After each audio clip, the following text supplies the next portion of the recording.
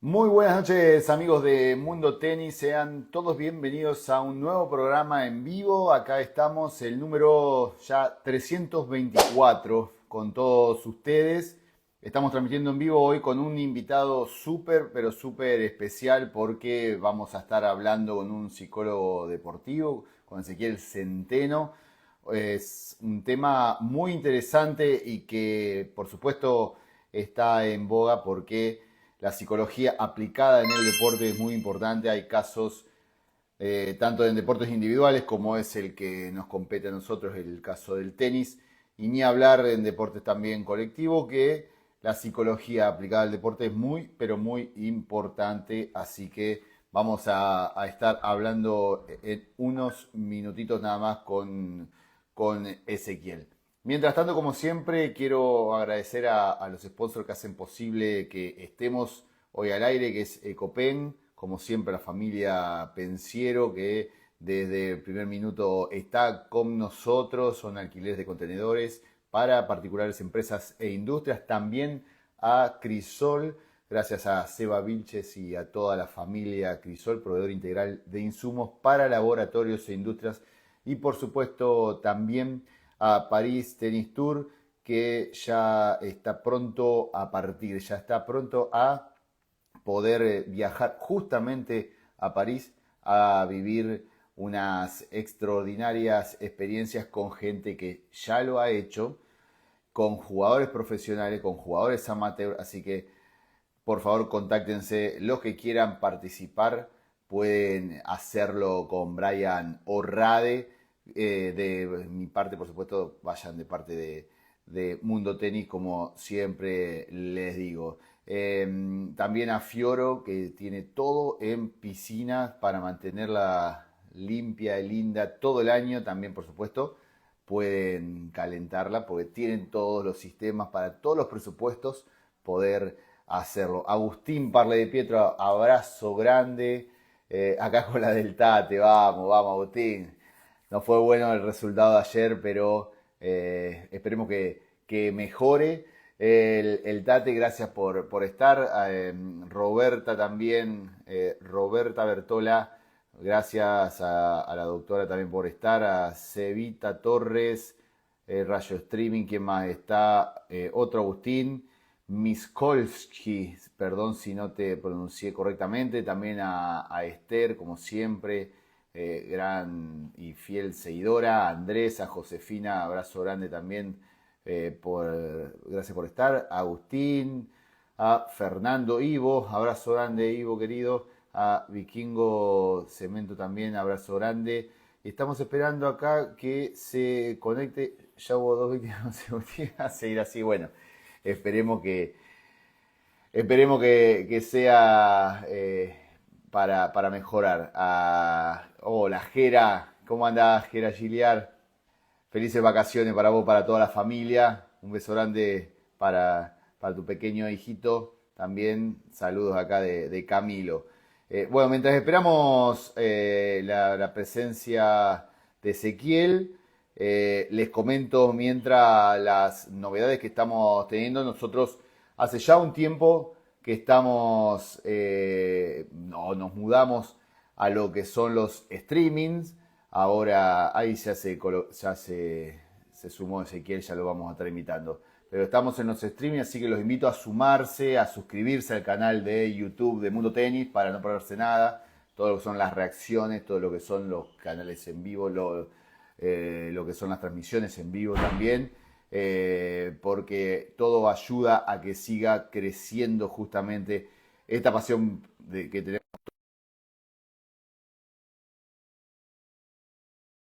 Ezequiel, y como siempre digo, esperando que la tecnología nos ayude y no nos juegue una mala pasada.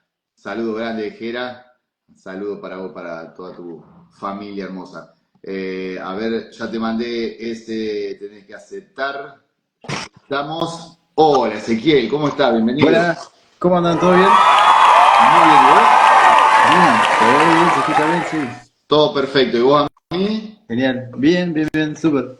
Perfecto, entonces, perfecto, perfecto. Bueno, Ezequiel Centeno, ya te presenté, no sé si si escuchaste y si estaba bien la presentación, pero lo sí. vuelvo a hacer porque lo amerita. Psicólogo deportivo, psicólogo especializado en deportes. Y la verdad que es una charla muy linda, creo que también muy esperada.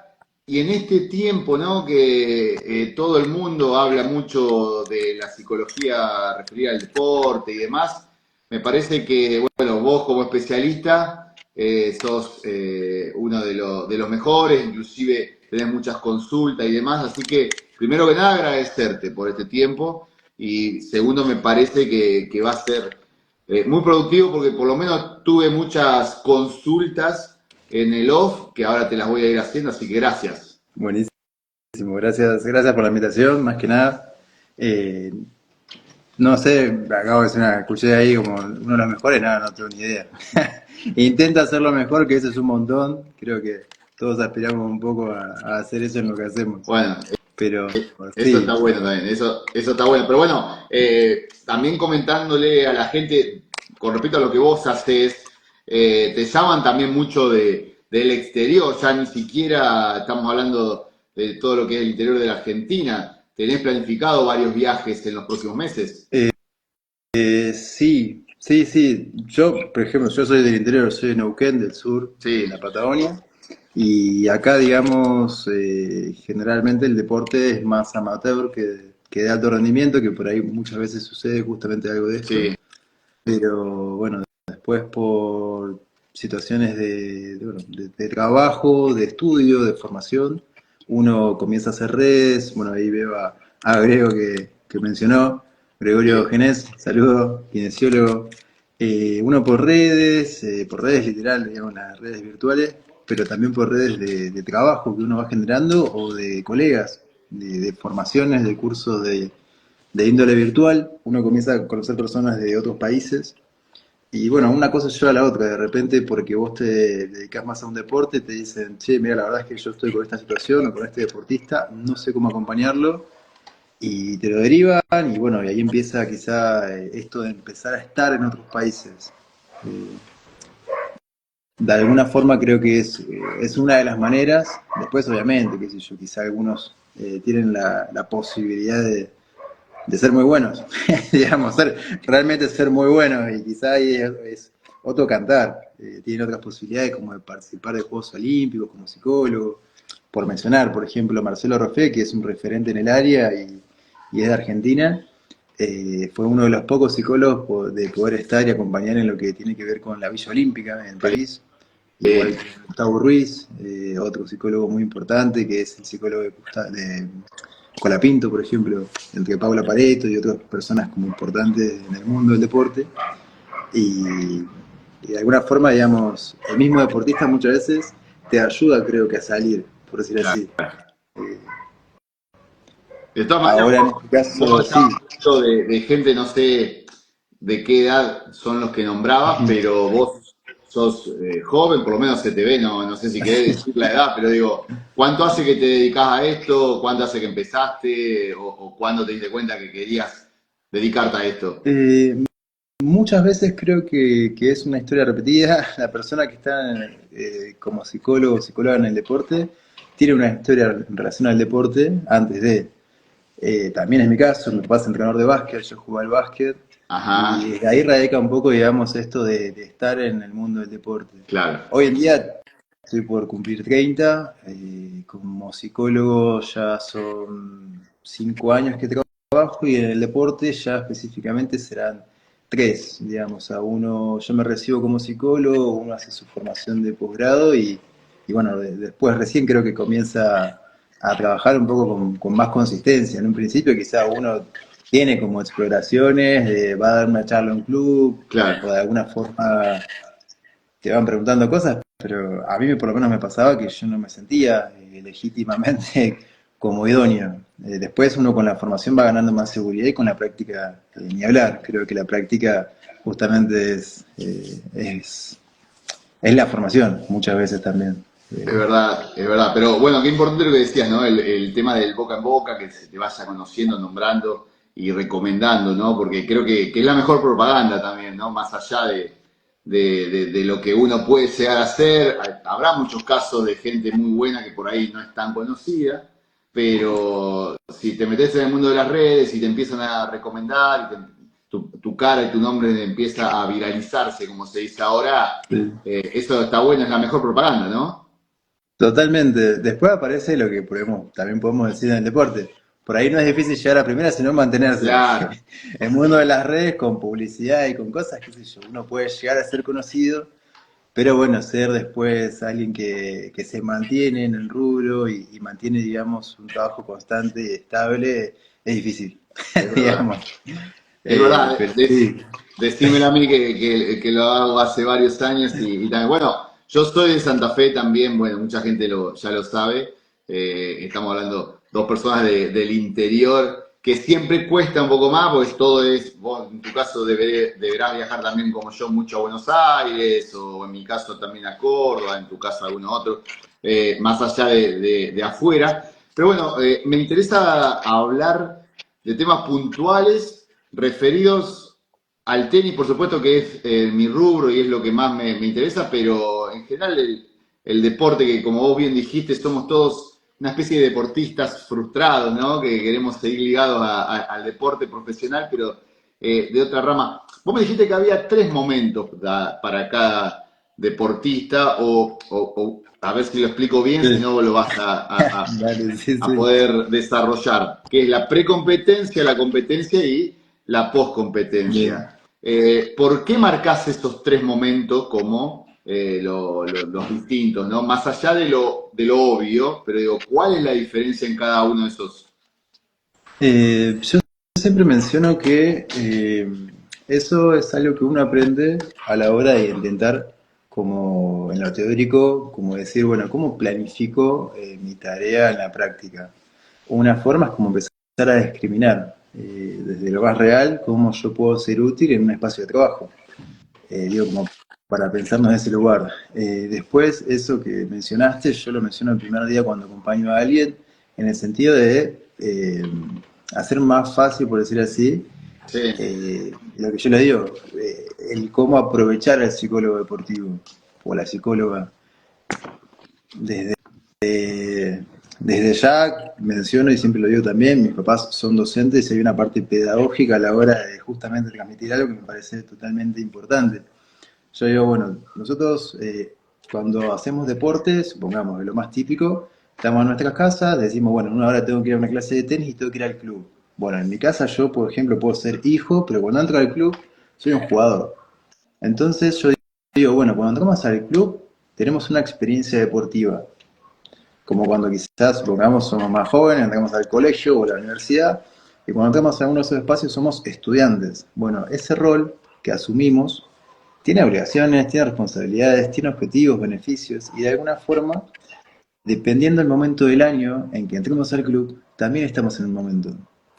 Porque yo menciono esto, entonces entramos, supongamos, en enero en Argentina y estamos en pretemporada habitualmente, dependiendo del deporte. Pero entramos en esta época, en mayo, abril, mayo, y estamos en la temporada, por claro. ejemplo. Entonces, a mí, generalmente, o creo que a un psicólogo o una psicóloga, uno acude en la temporada para mejorar la competencia. Pero generalmente es eso, te llaman porque no sabes lo que me pasó en este partido. Y bueno, el partido sería la competencia. Pero muchas veces eh, decimos, bueno, ¿cómo podemos mejorar esto? Y en los entrenamientos, bueno, eso sería la precompetencia, la preparación para. Y generalmente nos quedamos dando vuelta en esos dos momentos. Me preparo, compito, me preparo, compito. Y esto de la poscompetencia por ahí no es tan habitual y es re interesante porque yo siempre menciono que en la competencia uno como deportista y como persona sufre mucho estrés. Desde lo más literal, cuando nos exigimos, sufrimos un estrés que a veces puede ser inadecuado, o que puede ser mucho, digamos, cuando tenemos estas situaciones de bronca, de impotencia, de injusticia. Supongamos, no sé, perdés un set en un tiebreak Sí, y querés matar a alguien, digamos. seguramente. Aunque sea circunstancial, esa circunstancia breve genera, digamos, un montón de cuestiones hormonales y un montón de cuestiones, digamos, en relación al estrés que, aunque sea fluctuante, cuando terminamos una competencia, hay un momento como de agotamiento, que es diferente al cansancio, por ejemplo. Claro, Ahí también es algo que uno empieza a aprender con el tiempo. diferenciar el cansancio del agotamiento. Vos después de entrenar podés terminar cansado, pero si después de entrenar terminás agotado es porque estás luchando contra algo. Alguien que termina agotado es porque está luchando. Digamos, se terminó la guerra. Y es como, che, el deporte no es una guerra. Claro. Ahí empezamos a discriminar un poco, digamos, cómo convivimos con la competencia. Y Como lo Gaudio, interesante, dicen acá, dice por como acá. Gabriel, Como Gaudio, lo claro. interesante, digamos, es, más allá de todo este preámbulo, menciono esto porque cuando terminamos de competir y terminamos como de vivir con ese estrés, el cuerpo mismo hasta descansa de una forma que se relaja tanto que muchas veces aparecen muchos cambios hormonales, cambios de humor, por eso estamos como más irritables si perdimos, o de repente si ganamos es nuestro cumpleaños, digamos, ¿sabes? Tenemos Claro. como cambios muy volátiles que los relacionamos a resultados muchas veces, pero vuelvo a decir, hay cambios que son hasta involuntarios y tienen una correlación con esto. De alguna manera, digamos, yo siempre digo que después de una competencia terminamos un tanto sensibles o vulnerables, Claro. biológicamente hablando. Y es un momento re interesante para aprender, porque también estamos más permeables. ¿Qué es lo que yo invito a hacer en la post-competencia? Simplemente es empezar a aprender herramientas o actividades para poder eh, tener otra perspectiva sobre cómo competimos, más allá de un rendimiento resultado, por así decir. Cómo competimos es no solamente lo que dice en la cancha con la raqueta o sin, con pelota o sin pelota, por decir así, sino cuando estuve en el banco, Claro. estaba concentrado o no, cómo manejé mi respiración, cómo fue mi actitud frente a ciertas situaciones, cómo gestioné mis emociones en ciertas ocasiones del juego, digamos, todas aquellas cosas que no se ven, que son un poco los aspectos psicológicos.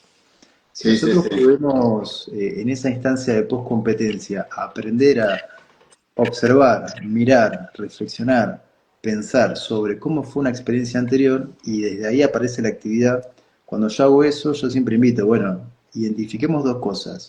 ¿Qué cosas podemos destacar que fueron buenas, más allá de lo estadístico? ¿Qué cosas podemos destacar que fueron buenas? Que, no sé, por ejemplo, que a pesar de haber perdido un primer set en tiebreak, el segundo lo gané. Vos decís, ok, digamos, tuviste una actitud más resiliente y no abandonaste, por decir así. Vuelvo a Claro. decir, esos aspectos que no se ven y quizá uno con la experiencia empieza a ver. Y eso lo podemos destacar como algo positivo, por ejemplo, o algo bueno. Y del otro lado, yo siempre digo que la otra columna a destacar son aspectos a mejorar. ¿Por qué? Porque quizá son justamente los aspectos que nos harían mejor deportista. Y de alguna forma, digamos, empezamos como a tener una perspectiva de mejora constante, ¿no? De bueno, malo, salió bien, esto no salió, o salió Claro. pésimo, o no usar otras palabras, ese salió como el culo, esto no sabés lo que pasó. Sí, Dice, sí, bueno, sí. bueno, Sí, en salió muy caliente bien, uno dice otras cosas. por eso digo, entonces, viste, los aspectos a mejorar, ¿qué nos permiten? Empezar a identificar cosas que tenemos que entrenar. Y de repente empezamos a hacer un ciclo de me preparo, compito, identifico qué cosas tengo que mejorar y ya yo mismo empiezo a ofrecerme objetivos a corto plazo, por Claro. ejemplo. Sí, sí, sí. Acá como dice Fernando que están mandando varios mensajes, yo le agradezco a todos, lo voy a tratar de ir leyendo. Dice que el estrés la mayoría de los deportistas no lo saben manejar y creo que, porque es una de las preguntas que yo te iba a hacer, eso hace la diferencia en un deporte sobre todo tan mental como el tenis, ¿no? Porque, como vos decías, podés tomar lo positivo de perder en el tiebreak del primero, pero a mí me pasa, digo, a mí en el club, digo, como un normal, que si perdés el tiebreak del primero, generalmente, aunque ganes el segundo, vos pensás, che, yo ya podría haber ganado el partido, porque se me escapó por poco el primero, gané el segundo, ya estaría en mi casa. Y no, tengo que batallar un tercero. Entonces, creo que ahí en esos detalles, ¿no? Está la diferencia de manejar el estrés, como dice Fernando, como decís vos. Y ahí aparecen las habilidades psicológicas, digamos, como nombre técnico. Uno que es lo que por ahí siempre va mencionando de menos a más en la parte de psicología, es, bueno, por un lado vamos a trabajar el rendimiento y por otro lado el bienestar, digo, como títulos. Dentro de esos títulos tenemos capítulos, por así decir, bueno, ¿qué entra en Sí, rendimiento? Y entra la motivación, la concentración, la confianza, un montón de aspectos de ese estilo que de alguna forma nos harían mejorar el rendimiento. Pero yo siempre digo, es muy raro que rindamos bien si no estamos bien. claro. digamos, a estar bien desde un lugar simple de bienestar, no quizá una cuestión terapéutica más clínica. Yo siempre digo, Claro. nosotros pensemos como, no sé, una escalera, tenemos estar bien como algo que todos queremos. Hay días que quizá no estamos bien, pero no quiere decir que estemos mal, por Bien, ejemplo. bien, Eh, bien. Con tus palabras, digamos, suenan espectaculares y acá tranquilos hablando son hermosas, digamos. Después en la cancha, me imagino que, porque me pasa a mí y le debe pasar a todo el mundo, es difícil, pero la pregunta básica que todos me hacían y yo siempre hago, es muy distinto, ¿no? Un deporte individual que depende todo de vos, a un deporte colectivo que tal vez, no sé, vos sos el 9, erraste 20 goles, pero entra tu suplente y te salva. Me imagino que no se trabaja igual, ¿no? O no trabajás igual vos, uno que otro. y la verdad que no, cada deporte tiene sus particularidades y cada deportista tiene sus recursos. Digamos, hay, por no hablar de personalidades, digo, simplemente recursos. Uno con el tiempo y con la experiencia va aprendiendo cómo afrontar momentos difíciles, si lo queremos poner como ese título. Sí, Eh, Momentos difíciles, digamos, pueden ser en relación a que, por ejemplo, un deportista que, supongamos una situación, yo estoy pensando en Cerúndulo, que perdió la final en Buenos Aires, pero que al torneo siguiente lo gana, en Brasil, por ejemplo. Y decís, che, acá perdemos una final dentro de su país, dentro de su ciudad, y de repente al siguiente torneo, digamos, justamente puede afrontarlo de una manera diferente. Cerúndulo, un jugador que ya hace muchos años está en el circuito, y de repente, que es algo que también justamente muchas veces mencionan, eh, que no me acuerdo el nombre, ¿cómo se llama el chico de Brasil que ganó en Buenos Aires? No me acuerdo el nombre. Fonseca, Joao Fonseca. Fonseca. Bueno, Fonseca, por ejemplo, gana en Buenos Aires y después pierde en primera ronda en Brasil. Claro, al Digamos, revés. Tenía mucha ahí es presión donde por ahí, también. justamente esto de la experiencia, si aprendemos nos facilita empezar a adquirir recursos. Otra anécdota muy específica es Alcaraz con Djokovic, cuando él en una final con Djokovic se acalambra y la siguiente final de otro Grand Slam se la gana, por Claro, ejemplo. Y además era como, no solamente Dios se la gana pensando en resultado, domina. Cualquiera que observa de tenis, cuando él tuvo su primera final en esto de los calambres, y él menciona después justamente que fue una cuestión de presión o de tensión, y la siguiente final es muy dominante. claro. Y dominante pensando en una palabra muy específica en los deportes individuales. Sí, es Los verdad. deportes individuales tienen que ver justamente con un juego de dominación muchas veces. Esto es muy sutil, muy simbólico. No es que con todos uno habla de esta forma. Con algunas Obvio. personas ya podés quizá hablar con otra simbología, otras maneras, otra forma. Djokovic es una persona que habla mucho con estas jergas. Claro, Dominar la mente, dominar al rival, de alguna forma, digamos, en los deportes individuales pasa mucho eso, desde tenis, supongamos, a deportes de combate, de artes marciales, digamos. Estamos vos y yo en un mismo campo que no podemos salir y todo lo que pasa acá es lo que cuenta. claro. Sí, sí, sí, sí. Me imagino que todas esas experiencias, después, como dije en un principio, estamos hablando de fenómenos que esos mínimos detalles, porque vos decís que Alcaraz domine a Djokovic siendo tan jóvenes mentalmente, también es algo difícil de imaginar unos años atrás, ¿no? Ahora ya están a la par. Obviamente, después depende de la superficie, depende del día, todos tenemos dolores, todos tenemos, me imagino, ¿no? Cosas altibajos y demás, pero ¿cómo lo manejás vos? Si viene una persona normal, ¿no? ¿Por dónde arrancás y decís, che, mira, yo la paso mal en la cancha, antes disfrutaba y ahora no, tengo miedo a lesionarme, no sé, o me agarran dolores, no sé, o erro, y vos no lo conocés, porque vos no lo viste nunca jugar.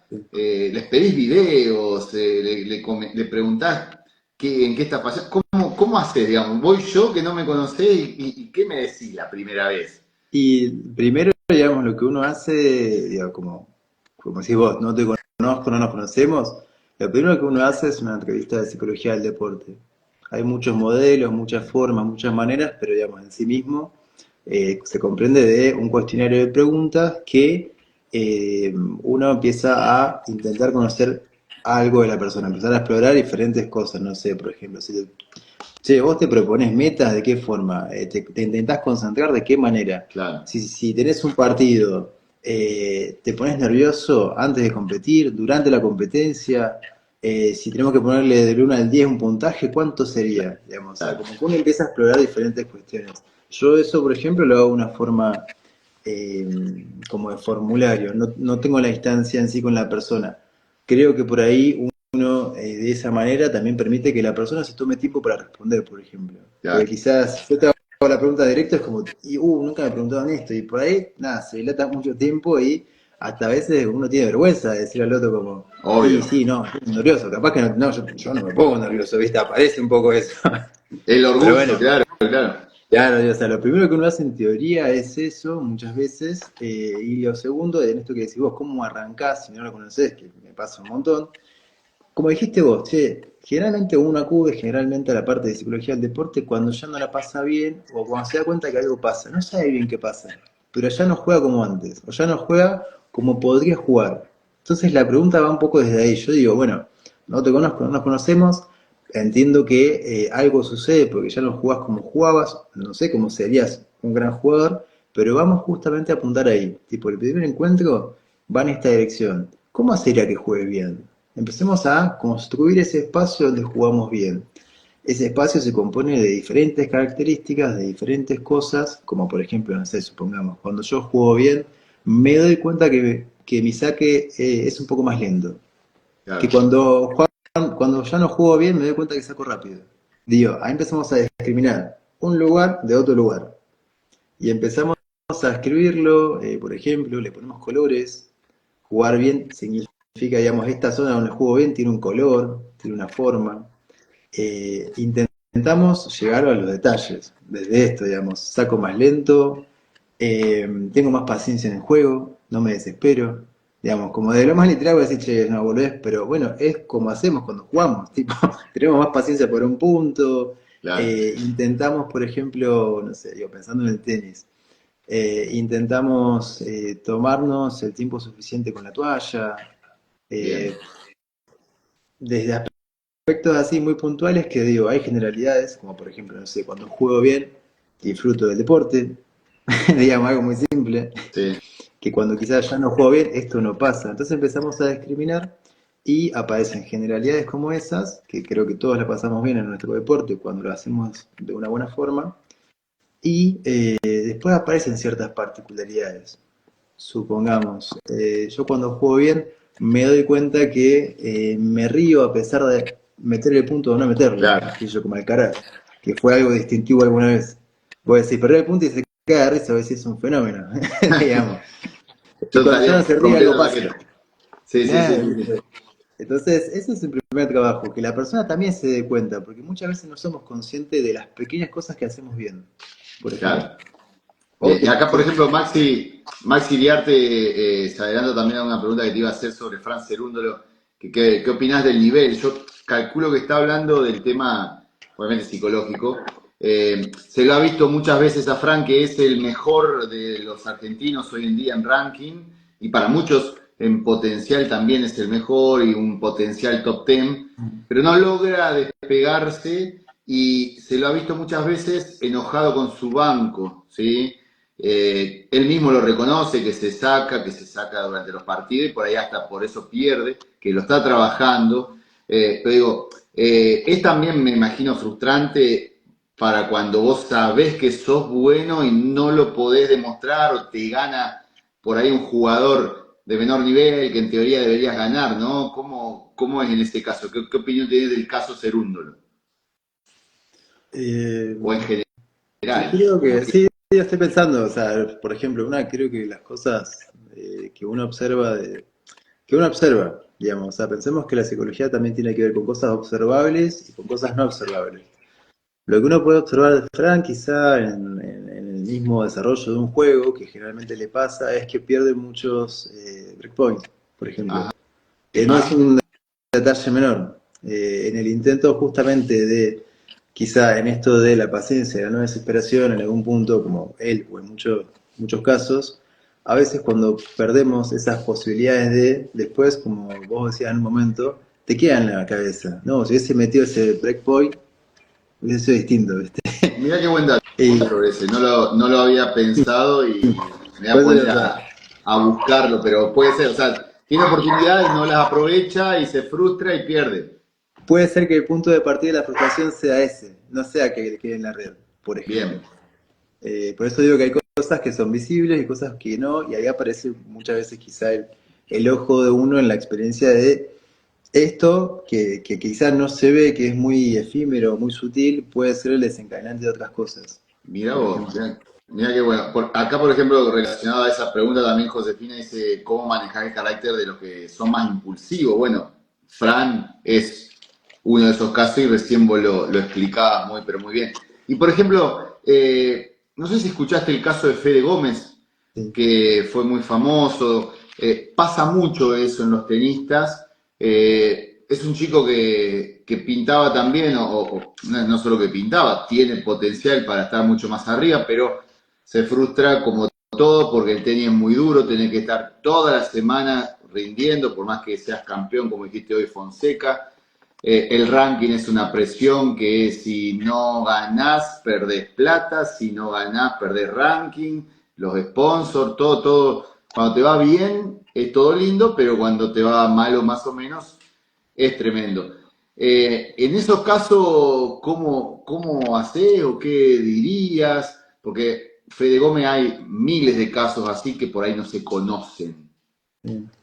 Pensemos que lo de Fede Gómez, por ahí, o sea, como algo noticia que es pública, él, menciona, si no me equivoco, él menciona que sufrió depresión, digo, ya como un título que no es menor cosa, que no es Sí, menor. En esto quiso que te decía, dejar, quiso abandonar. por eso yo, en esto que decíamos de estar bien, no estar bien y estar mal, entre comillas, como títulos, pensemos que cuando llegamos a esas situaciones, entre comillas, estaríamos mal, en algún punto, por decirlo así. Ya no Ajá. nos sentimos bien, nos sentimos mal. Digo, como cosa a identificar.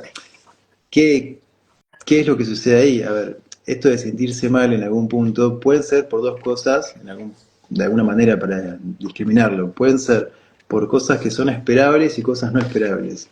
Ajá. Supongamos, lo no esperable puede ser de lo más imaginativo, no sé, un accidente de la familia, que algo ocurrió y no es esperable eso, ¿viste? Y te impacta en tu bienestar, en tu salud mental. Y y lo no esperable impacta a veces de una forma que irrumpe la vida cotidiana en algún punto. Claro. No sé, te hace faltar una gira, te hace salir a un torneo, o sea, o te descoloca. Y después lo esperable quizá es lo que uno intenta como psicólogo que no suceda claramente.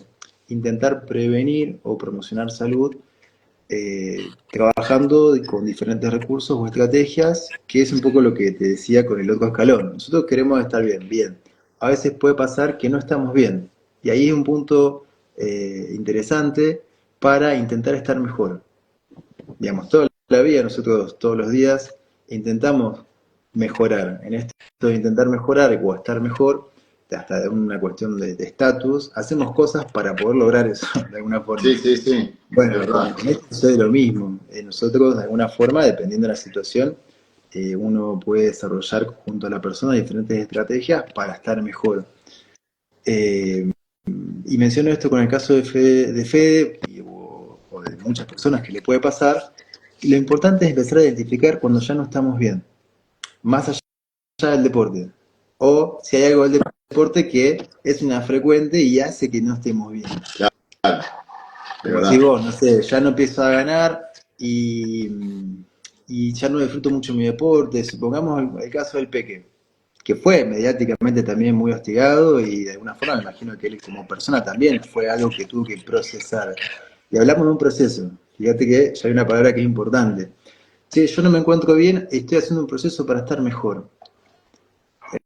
En ese proceso uno va, dependiendo de lo que va sucediendo, intentando identificar cuál es el paso más adecuado para estar mejor. Bien. Eh, Es verdad. Era así como nombres de tenistas por ahí masculinos que fueron mediáticos y que son también actuales, digamos. No, por supuesto, porque se retiró este año en febrero. Mira, por ejemplo, acá, no sé el nombre pero el usuario es Correr Corre Cualquiera. Dice, según el profe de mi hijo, pierde partido con rivales que están en un nivel mucho más bajo que él, lo que hablábamos hoy. ¿Vendría bien un psicólogo? Pregunta así directa.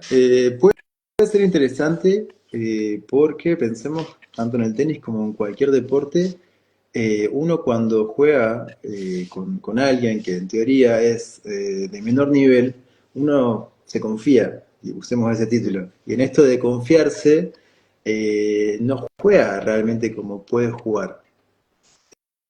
Y de alguna forma, digamos, podemos perder. Enfrente va a haber alguien que nos quiere ganar, digamos. Y de Claro, alguna manera, cuando quizá queremos jugar, ya es tarde, claro. digamos.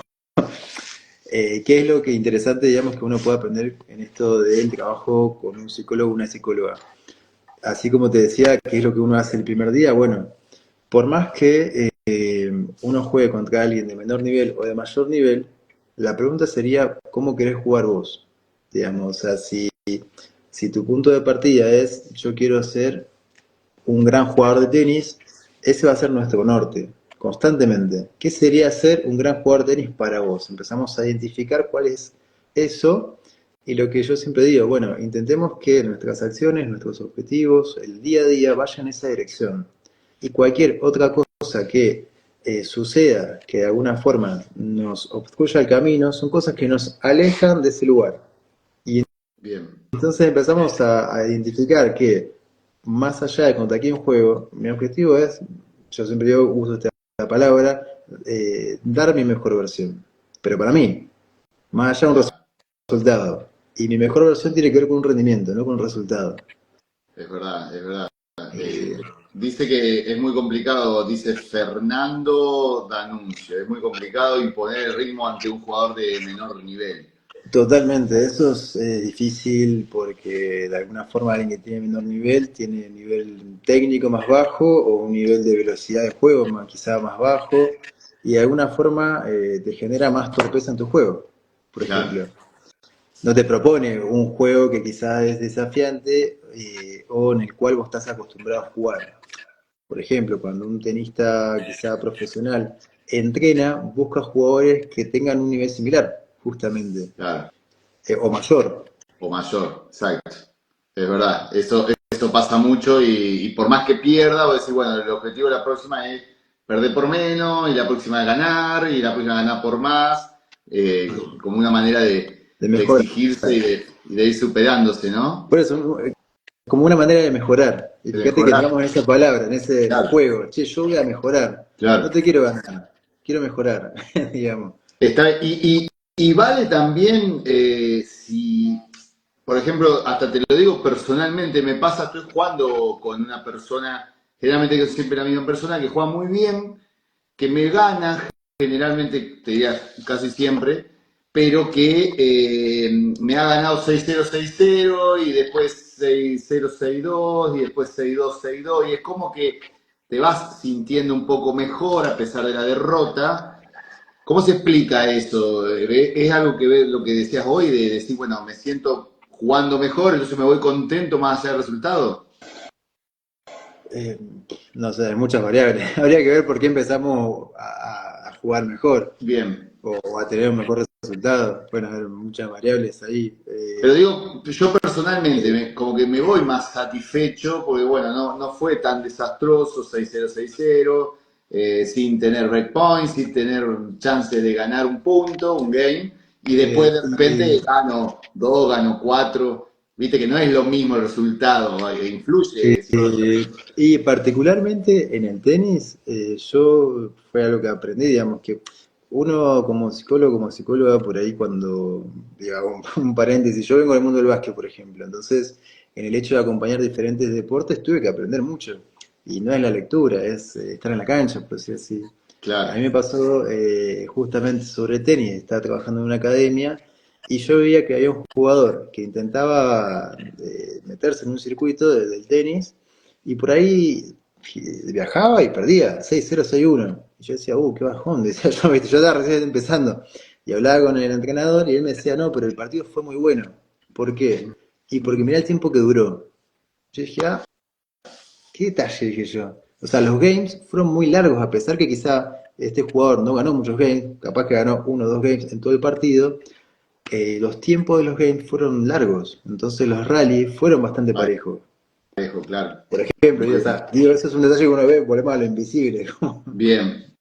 Bueno, pero es lo que vos dijiste hoy de por ahí un serúndolo para llevarlo a un conocido. Es decir, che, el momento de tener que ganar el breakpoint, por ahí lo ganaba el otro, y por eso terminó 6-0-6-1.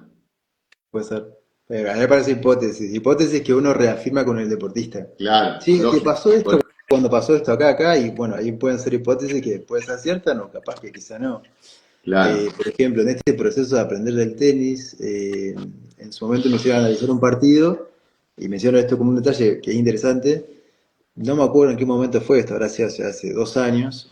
sí, Jugó Medvedev, Rublev, digamos, dos amigos que han jugado, que se conocen, y sí, el análisis se dio donde el golpe menos bueno de Rublev era su revés profundo. Y Medvedev le tiró muchísimas bolas ahí. ¿Qué quiso lograr con eso y fue su objetivo? Frustrarlo, por ejemplo. claro, Estamos hablando de claro. dos top ten, Sí, sí, obvio. digamos. Pero en Que las se estadísticas, conocen. claro, y además, pero estadísticamente era el golpe menos bueno y de alguna forma empezó a frustrarse y a partir de ahí era otro partido. Pero fíjate quizá cómo con ciertas estrategias uno puede buscar otras diferentes maneras de ganar. Por eso digo, Lógico, lógico. Sí, en esos pequeños detalles hace la diferencia. Acá preguntan también, ¿a qué edad sería bueno empezar con psicólogo cuando el objetivo es ser un tenista profesional? Me imagino que no es fácil la respuesta, pero más o menos, digo, ¿no? ¿A qué edad? pensemos que hay que diferenciar lo que es la edad formativa de quizá una edad ya más de índole joven adulto profesional, formativa del lugar más de los nombres de los torneos, junior. Bueno, se nombra junior porque tenemos una edad en particular, Sí, pero más allá de eso, digo, lo que sucede en las edades jóvenes o tempranas, llamémosle entre los 8 14 años más o menos, sí, eh, uno lo que identifica es el disfrute. Que digo, cualquier papá o mamá es lo primero que identifica. Che, si no lo disfrutás, no lo hagas. Digo, viste, es como. ¿Por qué? Porque en el deporte, como digo, en cualquier deporte como en el tenis, uno pasa muchas horas claro, intentando ser profesional o ser bueno. Más sí, allá del dinero y cuestiones, pasa mucho tiempo, le dedica mucho tiempo. Y de alguna forma el primer como llamativo es ese, el disfrute. Y edades, yo creo que las edades tienen que ver más con 8 o 9 años donde uno empieza a, si quiere decir, tomar noción hasta de las expresiones, de las emociones. Quizás no tienen nombre todavía, quizás no las sé nombrar de la mejor manera, pero se expresan, claro, digamos. Y ahí aparece quizás ese primer trabajo de empezar a identificar qué me pasa. bien. Porque me imagino que también eso puede ir cambiando, ¿no? Porque también hay casos de que juniors, o sea, menores de 18 son número uno del mundo y después cuando pasan a profesionales no son figuras, o al revés, el que te ganaba siempre de chico, después no le ganas nunca de profesional, pasa mucho.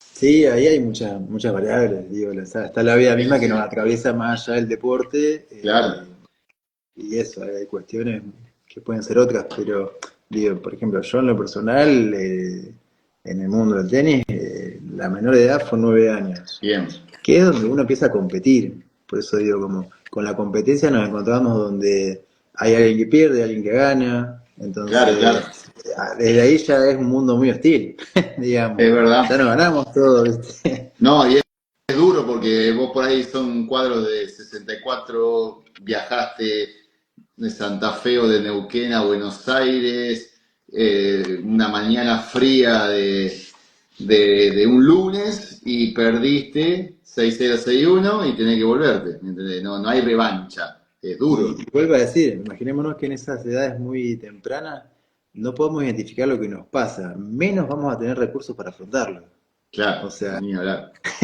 quizás vamos creciendo y empezamos a identificar, y nos faltan los recursos para afrontarlo, Claro, digamos. es Por eso verdad, es verdad. Y es un camino inicial. sí, me imagino que por eso es linda la charla, pero a la vez también es cierto, hay muchas variables y depende mucho de muchas cosas.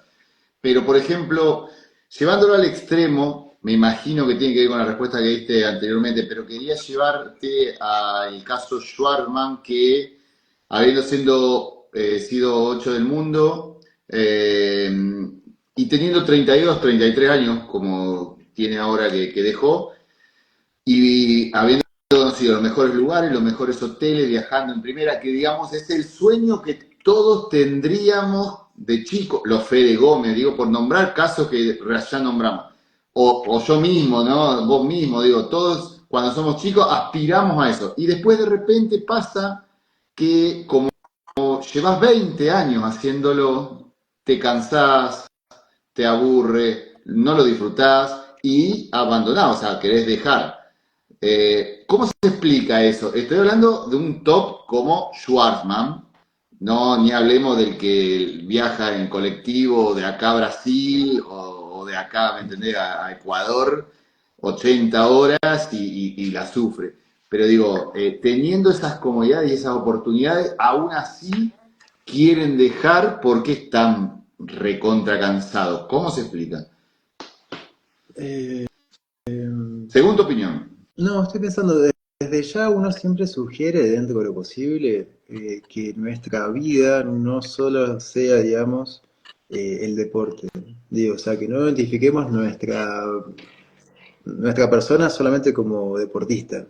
Digo, como algo importante, que es lo que uno siempre sugiere, como no es solamente esto de, che, bueno, estudiar algo, estudiar y jugar. No, o sea, que tu vida también tenga hobbies, que tu vida también sea un círculo con amigos que estén por fuera del deporte, que tu vida también sea pasar tiempo con familia. Y, o sea, uno busca que también haya una vida social, Claro, que de repente también haya una vida de ocio, más allá del deporte, que de alguna forma también en estos casos nos es muy importante, en estos momentos donde uno empieza a desprenderse de ese momento deportivo, porque volvemos, o sea, el Peque fue 8 en un momento de su carrera, pero no fue todo el tiempo, fue un momento, digamos. claro. Entonces, de alguna forma, es difícil mantenerse. Volvemos a esto es fácil quizás llegar a una primera, pero es difícil de mantenerse. Entonces, de alguna forma, no sé, por ejemplo, Nalbandián, cuando fue muy castigado porque seguía haciendo esto, me voy con mis amigos, me voy a pescar, me voy a andar en auto y Claro.